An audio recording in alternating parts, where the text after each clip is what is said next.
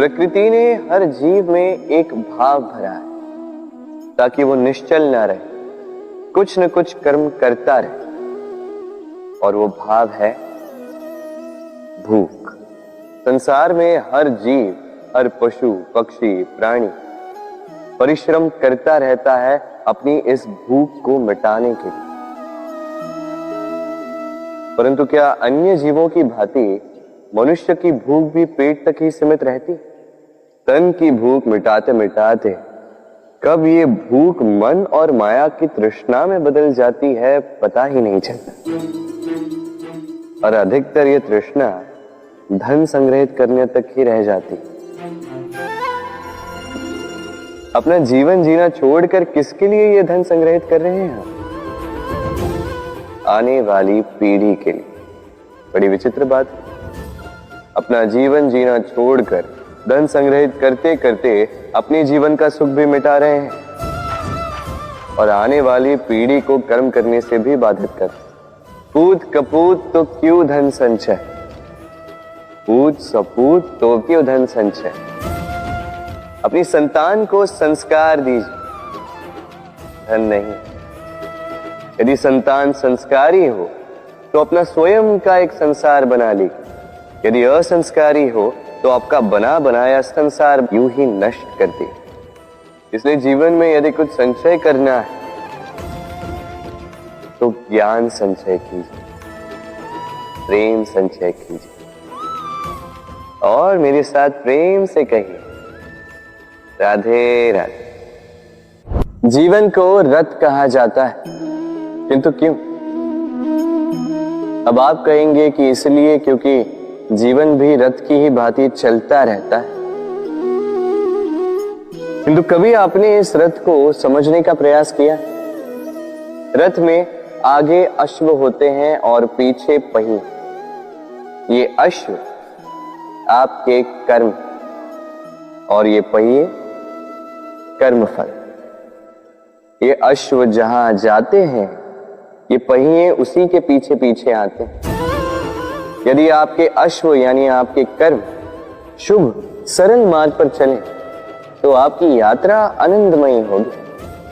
यदि दुष्कर्म के बुरे पथ पर चलें तो आपकी यात्रा गड्ढों और झटकों से युक्त होगी। अब चयन आपका है, आप क्या चाहते हैं? आपकी यात्रा आनंदमयी हो या पीड़ादायी? अपने कर्मों के अश्वों को नियंत्रण में रखें। फल का पहिया सदैव आपको मधुर रास ही देगा। राधे राधे। बताइए श्रेष्ठ कौन? रेशम के धागे बनाने वाला या उन धागों को बुनकर वस्त्र बनाने वाला?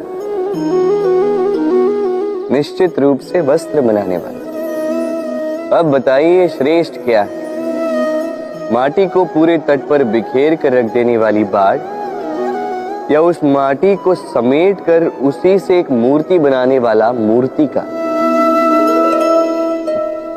निश्चित रूप से मूर्तिकार। अब बताइए श्रेष्ठ कौन है? देवताओं और दानवों का वो दल जिन्हें अमृत प्राप्ति के लिए इस संसार में हलाहल फैला दिया, या वो महादेव जिन्होंने इस हलाहल को सूक्ष्म करके अपने कंठ में समाहित कर लिया? निश्चित रूप से महादेव श्रेष्ठ। इसी प्रकार संसार में छोटी छोटी बातों को बड़ा करने वाले श्रेष्ठ नहीं होते, क्योंकि छोटी छोटी नोकझोंकों को द्वंद्व में परिवर्तित करना बड़ा ही सरल है। किंतु श्रेष्ठ सदैव वो होता है जो बड़े से बड़े युद्ध को समझौता बनाकर समाप्त कर दे। राधे राधे। संसार में सबसे कठिन कार्य क्या है?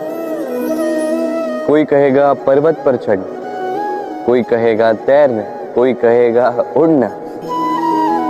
किंतु क्या ये वास्तव में कठिन है? असल में देखा जाए तो बस ये थोड़े भिन्न है। जो कर्म हमारे लिए करना थोड़े भिन्न हो हम उसे कठिन समझ लेते, जैसे तैरने की कला भिन्न है।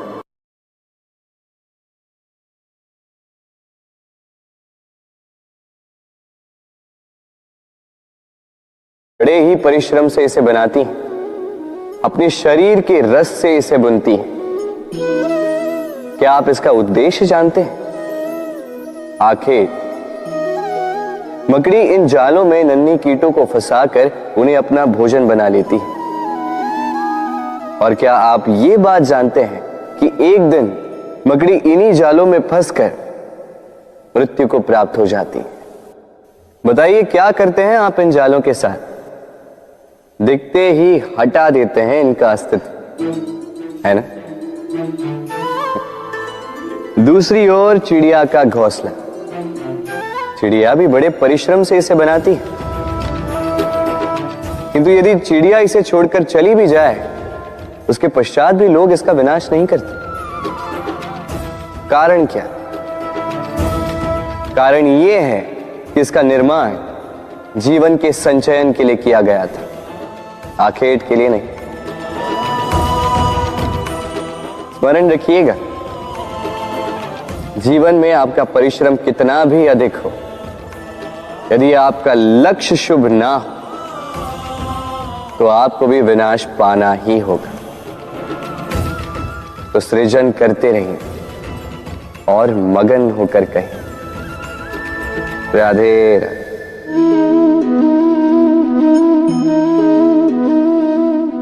आपके विचार से मैं क्या कर रहा हूं? आप कहेंगे मैं दीपक जला रहा हूं, सही। किंतु प्रश्न ये उठता है कि क्या मैंने आपसे कहा कि ये दीपक है? नहीं। क्या इस दीपक ने स्वयं अपना परिचय आपको दिया? नहीं। फिर आपने कैसे जाना कि ये दीपक है?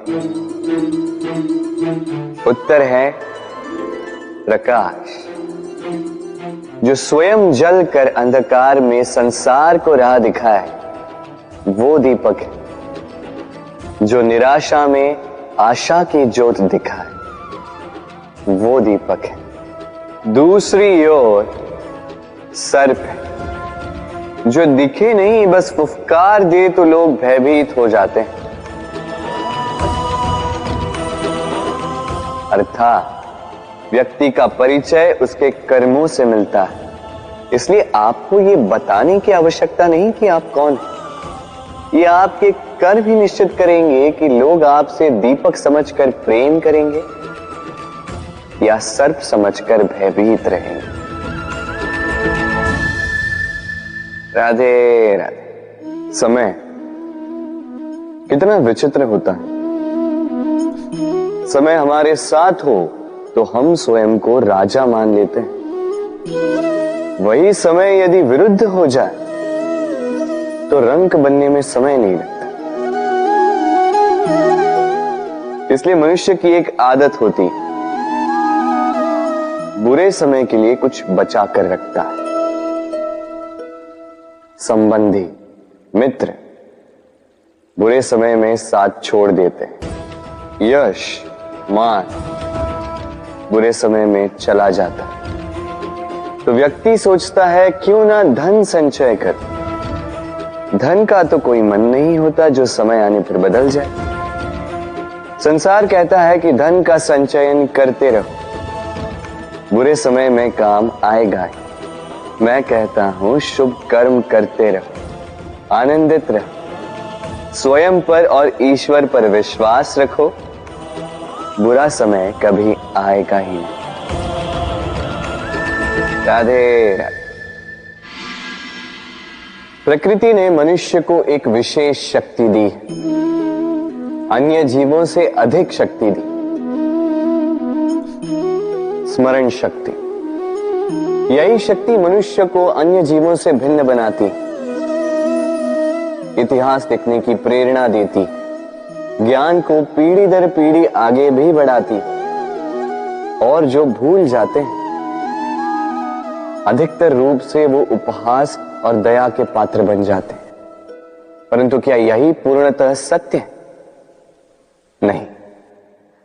यही स्मरण शक्ति मनुष्य के विकास में सबसे बड़ी बाधा भी बन जाती है, उसके चित्त को दूषित कर देती है। बुरे अनुभव, किसी का दिया गया धोखा, किसी का किया गया कटाक्ष मनुष्य भुला नहीं पाता और फिर लग जाता है प्रतिकार में। पहले समय नष्ट करता है प्रतिकार की तैयारी में, फिर समय नष्ट करता है प्रतिकार का अवसर ढूंढने में।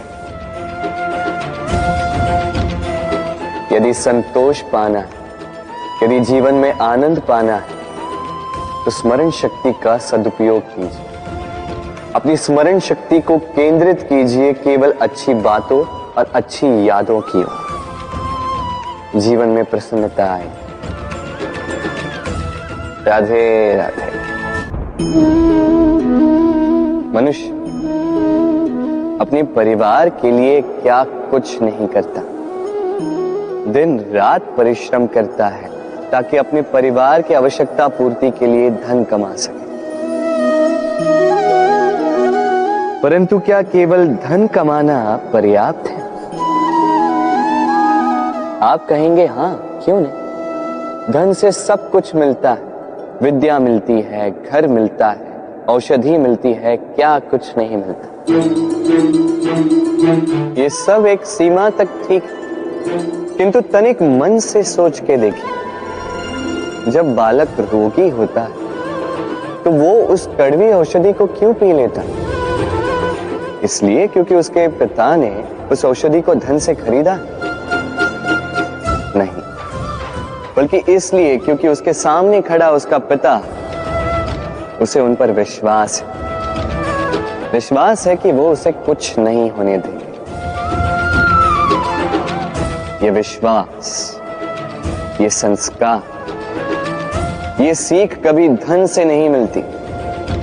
ये मिलती है उस समय से जो माता पिता ने अपने संतान के साथ बिताया।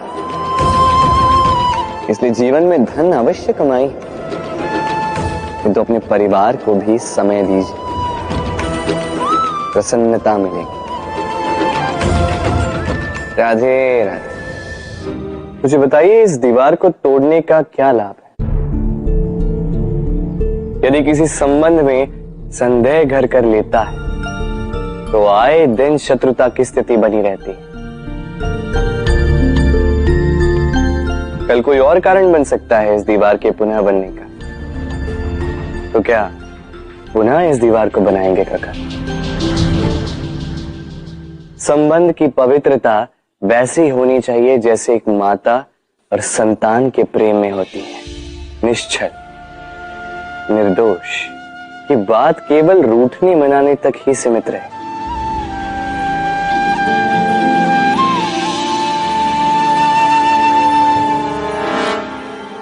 और कोई भी घुसपैठिया आकर भावों को दूषित न कर पाए। ना कोई वस्तु, ना कोई परिस्थिति, ना कोई व्यक्ति,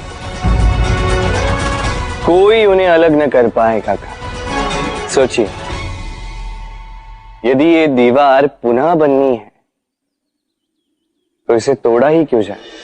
यदि मन में एक अटूट संबंध स्थापित करने का दृढ़ निश्चय ही ना हो तो क्यों तोड़े इस दीवार को? बताइए, है विश्वास, है अटूट विश्वास कि ये संबंध कभी ना टूटेगा? यदि है तो तोड़ दीजिए इस दीवार को, अन्यथा पति पत्नी का संबंध सबसे बड़ा संबंध माना जाता है और है भी। सप्तपदी लेकर 7 जन्मों तक दोनों एक दूसरे के साथ जुड़ जाते हैं, एक दूसरे के अर्धांग बन जाते हैं। अर्धांग अर्थात अर्ध अंग। क्या इसका महत्व आप समझ पा रहे हैं? अपना समस्त जीवन किसी के साथ बांटना। किंतु क्या संसार के सारे पति पत्नी एक दूसरे के साथ अपना समस्त जीवन बांट सकते हैं? क्या इसमें सभी सक्षम रह पाए हैं? अपना जीवन किसी और के साथ बांटने के लिए सबसे महत्वपूर्ण बात है स्वीकृति, स्वीकार करना। सामने वाले व्यक्ति को स्वीकार करना, उसकी अच्छाइयां भी, उसकी बुराइयां भी। संपूर्णतः रूप से व्यक्ति को स्वीकार करना होगा, तभी ये संबंध बढ़ेगा, तभी ये संबंध और भी सुंदर बनेगा। एक दूसरे के दोष ढूंढना, उन्हें गिनाना, ये केवल और केवल एक ही कार्य करता है, इस संबंध के जीवन का नाश करता है। बस बदले में होना ये चाहिए, एक दूसरे के दोष समझकर उन्हें आभास करवाए बिना उन्हें सुधार देना चाहिए, उनकी कमियों को उनकी शक्ति बना देनी चाहिए। यही तो होता है दाम्पत्य, यही होता है बुराइयों का दमन, और यही होता है गुणों का उदय। राधे राधे।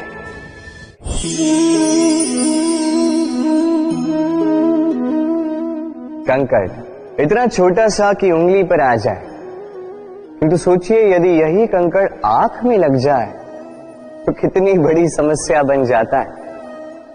अब सोचिए ये कंकड़ आपके मार्ग में है, आप पादुकाएं पहनकर बड़ी सरलता से आगे निकल जा सकते हैं, किंतु यदि यही कंकड़ आपके पांव और पादुकाओं के बीच फंस जाए तो आप ठीक से चल नहीं पाएंगे, भले ही वो मार्ग पुष्पों से भरा क्यों ना हो।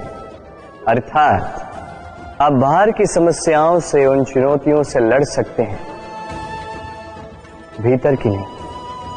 भीतर की समस्याओं से लड़ना अत्यंत कठिन होता है, इसलिए सर्वप्रथम आप भीतर से शक्तिशाली हो जाइए, भीतर से पूर्ण हो जाइए, फिर आप इस संसार के समस्त समस्याओं और चुनौतियों से लड़ सकते हैं, आप विजयी हो सकते हैं। राधे राधे। प्रेम,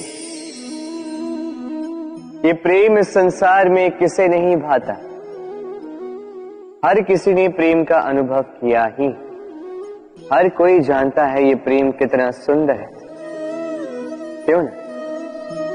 ये प्रेम भाव इस संसार में सबसे शक्तिशाली भाव। अब हर शक्ति के साथ आते हैं कुछ उत्तरदायित्व।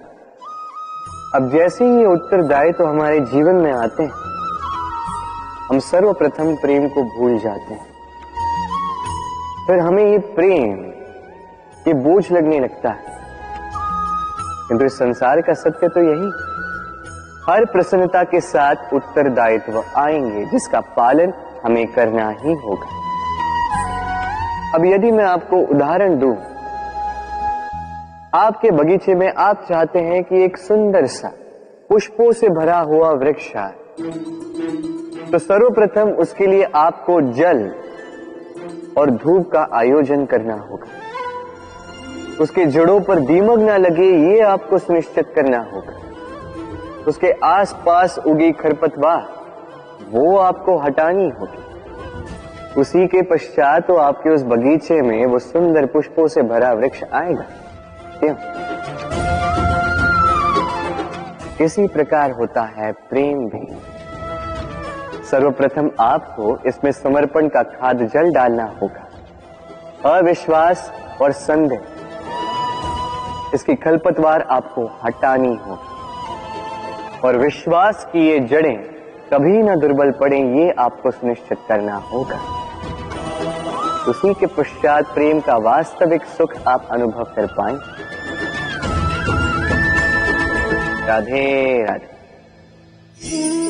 प्रेम, प्रेम क्या है सभी जानते हैं।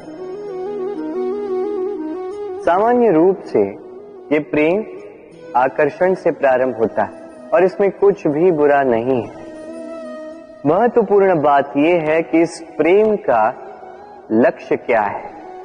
जिससे आपने प्रेम किया उसे पा लेना या ना पाने के कारण स्वयं को विचलित कर इस संसार से मुख मोड़ लेना। यदि कोई इन दोनों विकल्पों में से कोई एक चुनता है तो आपको बता दो, ये दोनों ही प्रेम का अंत है। प्रेम का असली अर्थ है समर्पण, संपूर्ण निस्वार्थ समर्पण। ऐसा प्रेम जिसमें जिनसे आपने प्रेम किया उसको पाने की प्रसन्नता आपका लक्ष्य नहीं है।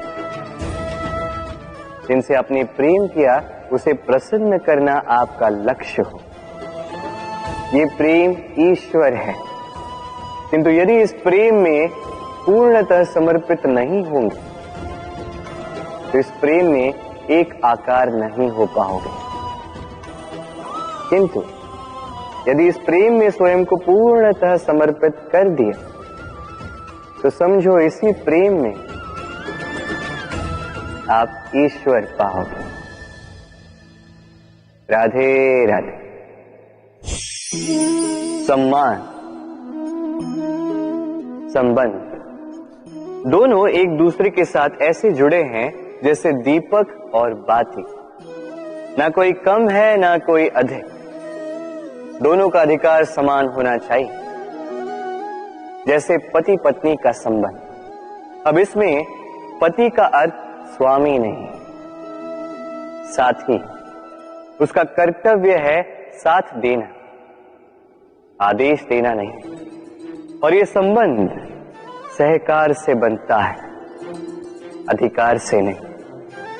हाथ बढ़ाने से बढ़ता है, उंगली उठाने से नहीं। यदि इस संबंध में एक दूसरे का मान रखोगे, एक दूसरे का सम्मान करोगे, तभी ये संबंध बढ़ेगा, तभी ये संबंध अभिमान योग्य बनेगा। राधे राधे। सूर्य की किरणें कितनी दिव्य होती हैं ना। प्रतीत ही नहीं होता कि ये सूर्य रात्र भर अंधकार से जूझ रहा था। ये सूर्य प्रतिदिन उदित होता है, ये भुलाकर कि पिछली सांझ में ये डूब गया था। फिर से उदित होता है, सारे संसार को प्रकाश देता है। यही अंतर है हम में और सूर्य में। सूर्य बीती को बिसार कर आगे बढ़ता है, हम प्रतिदिन भोर में उठते हैं, वही पुरानी बातों को साथ लेकर चलते हैं, उसी कड़वाहट में स्वयं को लपेट लेते हैं।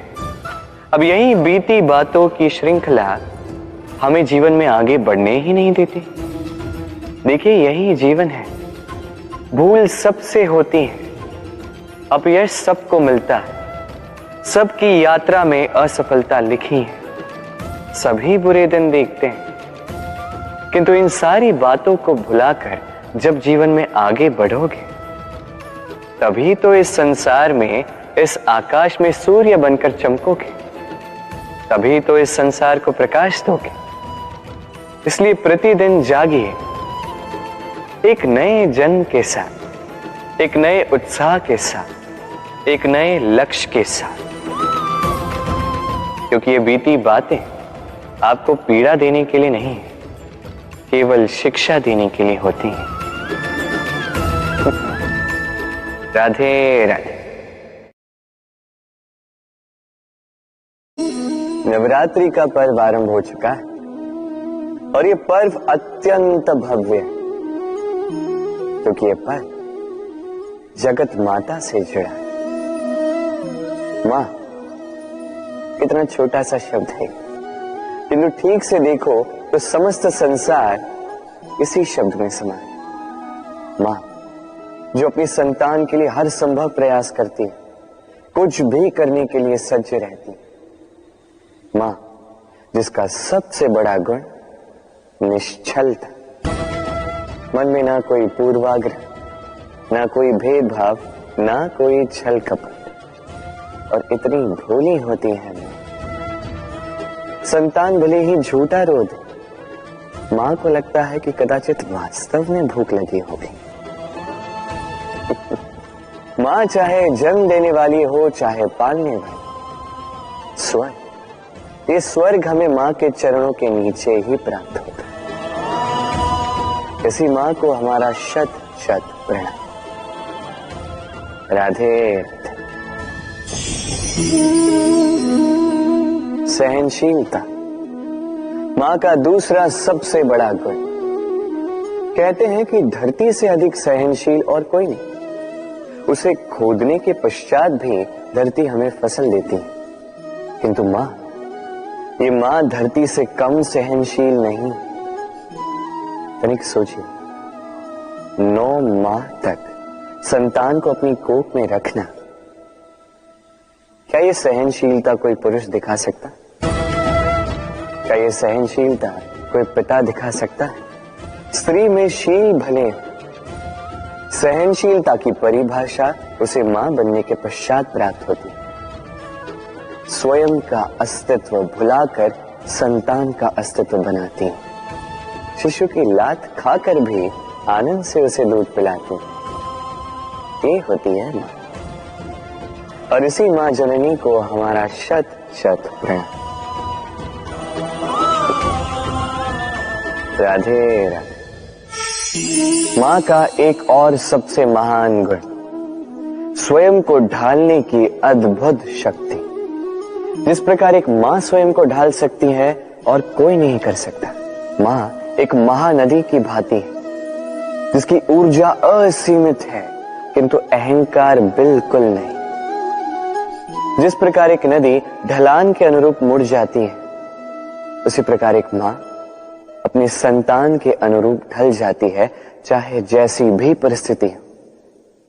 उसके सोने के समय के अनुरूप स्वयं का सोना, उसके जागने के समय के अनुरूप स्वयं का जगना। संतान की इच्छा का भोजन वो स्वयं का मनपसंद भोजन बना लेती। ये मां का आंचल ही तो है जो धूप में छाप बनकर आता है, जो शीत में कंबल बनकर आता है। मां ऐसी होती है कि संतान की निद्रा ना टूटे, इसलिए एक करवट सोने का अभ्यास कर लेती और इतना स्वयं को केवल वही ढाल सकती है जो संतान की ढाल बन सकती है। इसी मां को हमारा शत शत नमन। राधे राधे। मां के दो और सबसे महान गुण, साहस और संबल। साहस ये कि वो अपने संतान के लिए कुछ भी कर सकती, और संबल ये कि वो अपनी संतान को कभी टूटने बिखरने नहीं देगी। तनिक सोचिए, जब भी आपको चोट लगती है, चीख से पूर्व मां का नाम मुख में क्यों आता है? तनिक सोचिए, जब आपको बल की आवश्यकता होती है, साहस की आवश्यकता होती है, आगे आप अपना मार्ग देख रहे हैं जो अत्यंत कठिन प्रतीत हो रहा है, तब मुख से मां की ही शपथ क्यों निकलती? क्योंकि मां ही है जो हमें साहस देती है, मां ही है जो हमें सहारा देती है।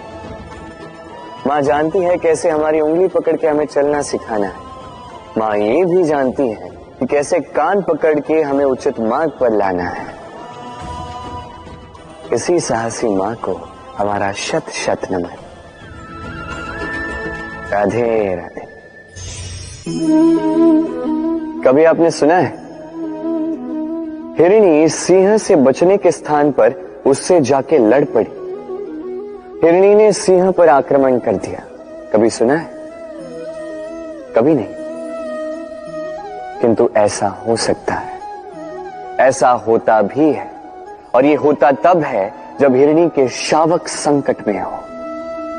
जब उन्हें सिंह से प्राणों का संकट हो, तब हिरणी भी आके सिंह से लड़ पड़ती है, उससे भिड़ पड़ती है, क्योंकि वो मां है और मां अपनी संतान के लिए कुछ भी कर सकती है। ये ममता है, ये जितनी कोमल हो सकती है उतनी ही कठोर भी हो सकती है, और अपनी संतान के हित के लिए वो क्रोध की पराकाष्ठा पार करते हुए अपनी संतान की सुरक्षा करके ही रहेगी। और इसीलिए तो मां संतान के जीवन की सबसे बड़ी ढाल कहलाती। इसी मां को हमारा शत शत नमन। राधे राधे।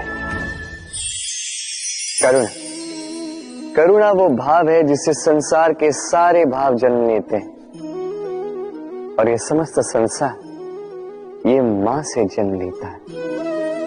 मां वो व्यक्ति है जो करुणा का सागर है। संतान को देखकर ही समझ जाती है कि उसकी विडंबना क्या है, उसकी आवश्यकता क्या है। संतान के नेत्रों में यदि अश्रु दिखे, वो देखकर ही समझ जाती है कि उसके शरीर के कौन से भाग में उसे चोट लगी है। संतान के बिना कहे मां समझ जाती है कि आज भोजन में संतान क्या खाएगी। ये होती है मां। माँ करुणा का सबसे बड़ा रूप है।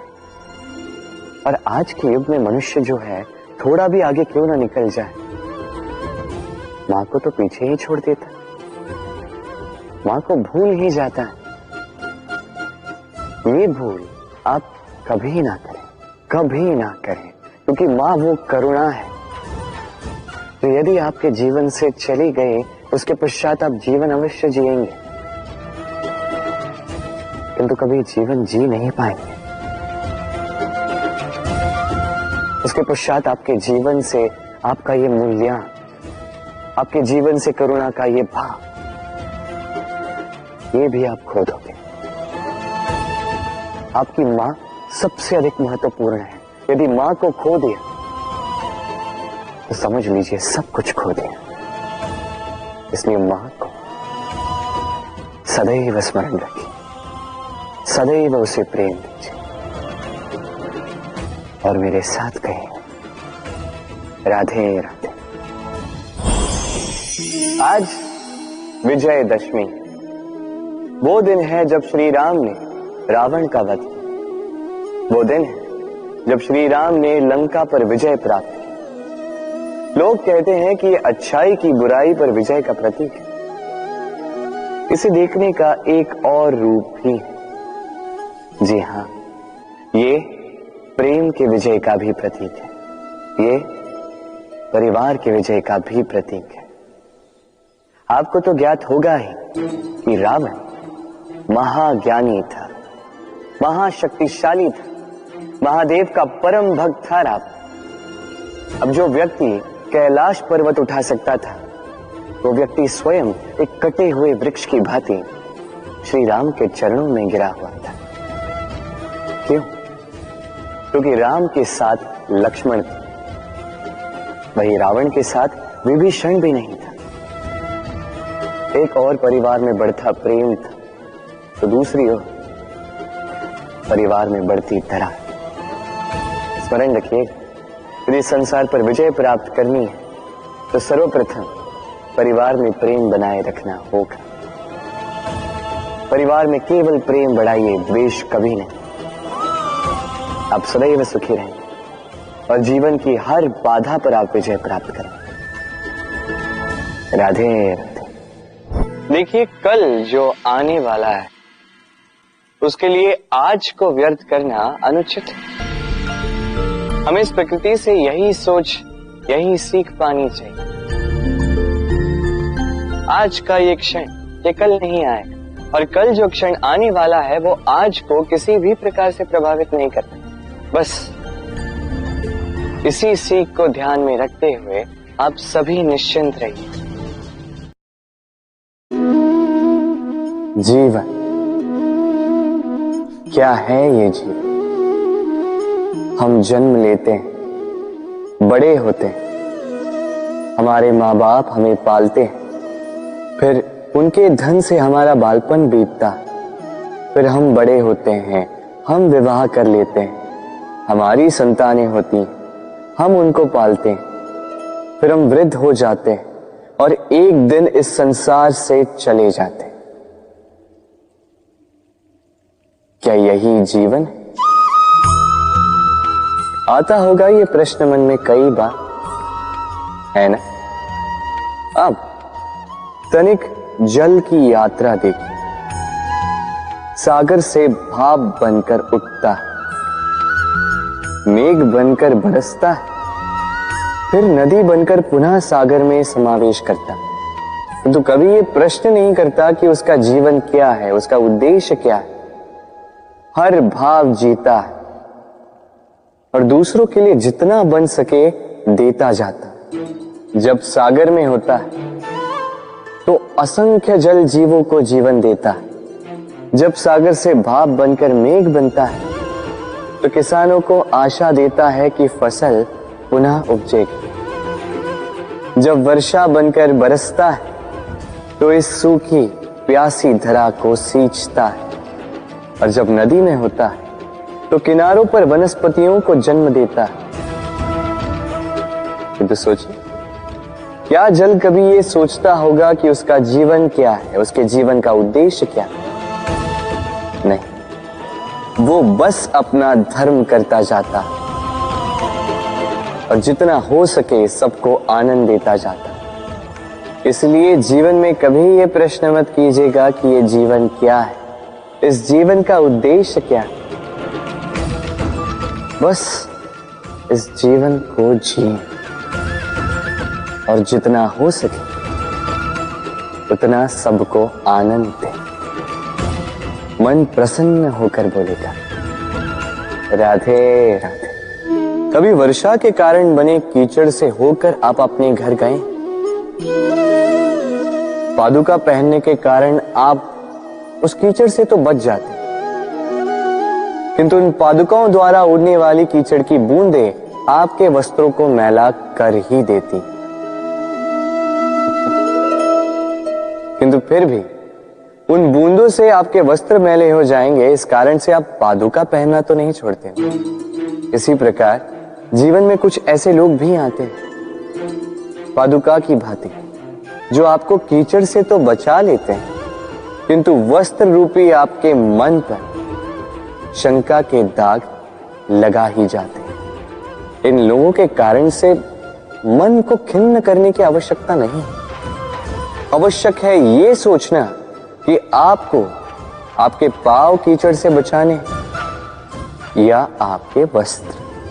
जीवन में गंभीर होना अच्छी बात है, किंतु हर बात को यदि गंभीरता से लेने लगोगे तो जीवन का आनंद समाप्त हो जाएगा।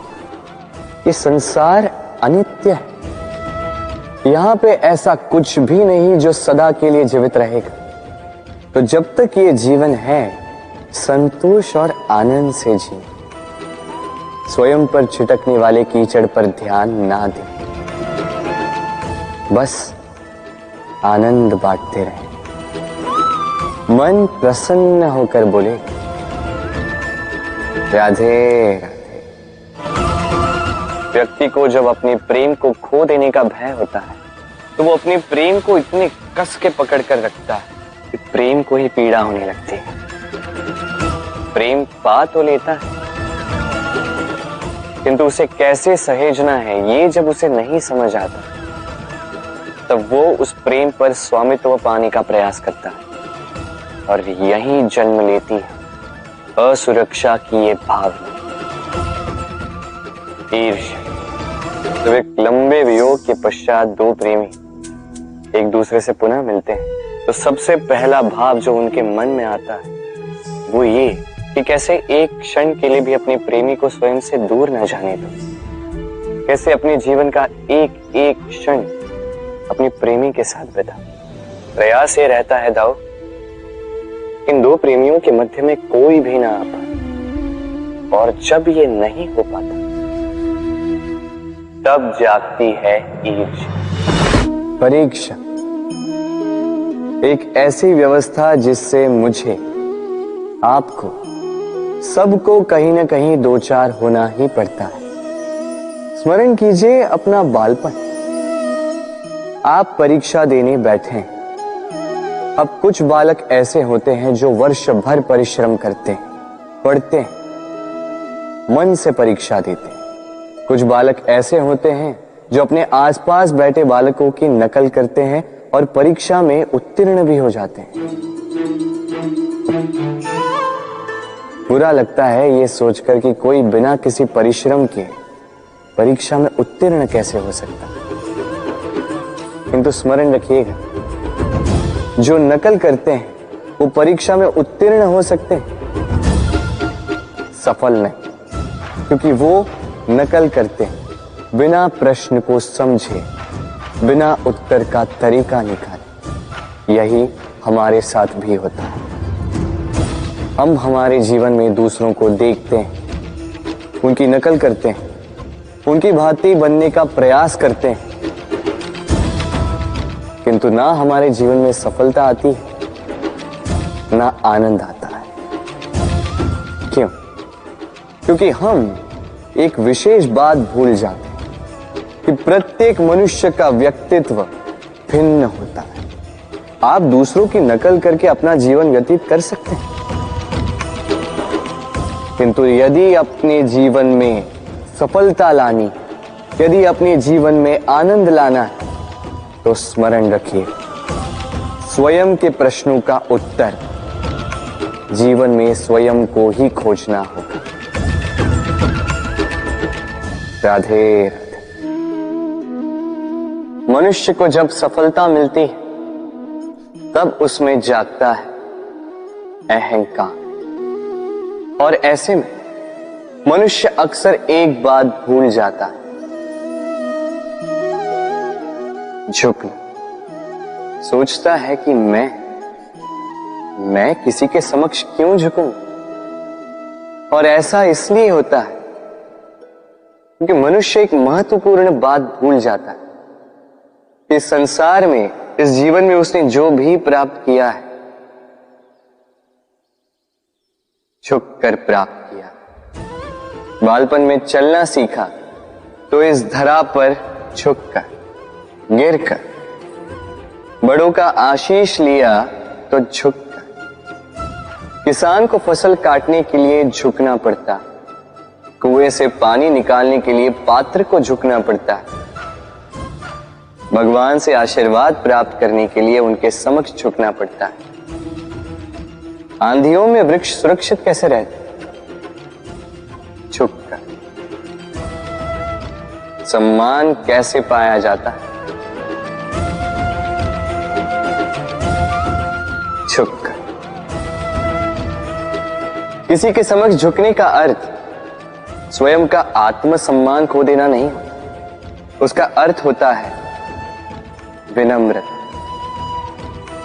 हम मनुष्य हैं और इस आकाश की ऊंचाइयों तक पहुंचने के लिए हमें किसी पक्षी की भांति पंखों की आवश्यकता नहीं। बस जितना झुकेंगे उतना ही ऊपर उठेंगे। राधे राधे। आप इस संसार में ऐसे कई लोगों को जानते होंगे जिन्हें आप स्वार्थी मानते हैं, जो आवश्यकता पड़ने पर ही आपको स्मरण करते हैं, अन्यथा वर्षों तक कहीं दिखाई भी नहीं देते। किंतु जैसे ही उनकी आपके सहायता की आवश्यकता पड़ती है, हाथ जोड़कर आपके सामने सज्ज रहते।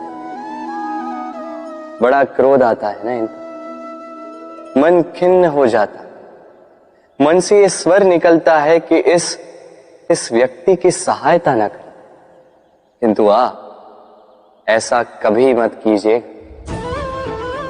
आप सोचेंगे क्यों कह रहा हूं मैं ऐसा? स्मरण रखिएगा, दीपक का स्मरण व्यक्ति केवल तभी करता है जब अंधकार गहरा हो जाता है। उसे स्वार्थी मानकर स्वयं व्याकुल ना हो, स्वयं को दीपक मानकर आनंदित होइए। भाग्यवान समझिए खुद को कि किसी को आवश्यकता पड़ने पर आपकी याद आए कि आप इस संसार में किसी की सहायता करने योग्य हैं। इस जीवन में किसी के स्वार्थी होने से स्वयं का दृष्टिकोण न बदले। बस ये दृष्टि रखिए,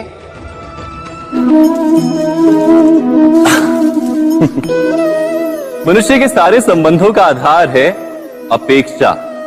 पति कैसा हो जो मेरा जीवन सुख और सुविधा से भर दे, पत्नी कैसी हो जो सदैव मेरे प्रति समर्पित रहे, संतान कैसी हो जो मेरी सेवा करे। मेरा आदेश कारण दूर करने के लिए हम आज योजना बनाते हैं, किंतु कल के संकट को आज निर्मूल करने से हमें लाभ मिलता है या हानि पहुंचती है, ये प्रश्न हम कभी नहीं करते। सत्य तो ये है कि संकट और उसका निवारण साथ जनते हैं, व्यक्ति के लिए भी और सृष्टि के लिए भी। नहीं, आप अपने भूतकाल का स्मरण कीजिए, इतिहास को देखिए, आप तुरंत ही ये जान पाएंगे कि जब जब संकट आता है तब तब उसका निवारण करने वाली शक्ति भी जन्म लेती है। यही तो जगत का चलन है। वस्तुतः संकट ही शक्ति के जन्म का कारण है। प्रत्येक व्यक्ति जब संकट से निकलता है तो एक पद आगे बढ़ा होता है, अधिक चमकता है, आत्मविश्वास से अधिक भरा होता है, न केवल अपने लिए अपितु विश्व के लिए भी। क्या ये सत्य नहीं? वास्तव में संकट का जन्म है एक अवसर का जन्म, अपने आप को बदलने का अवसर, अपने विचारों को ऊंचाई पर करने का अवसर, अपनी आत्मा को बलवान और ज्ञान मंडित बनाने का अवसर। जो ये कर पाता है उसे कोई संकट नहीं होता, किंतु जो ये नहीं कर पाता वो तो स्वयं एक संकट है विश्व के लिए। विचार कीजिए। राधे।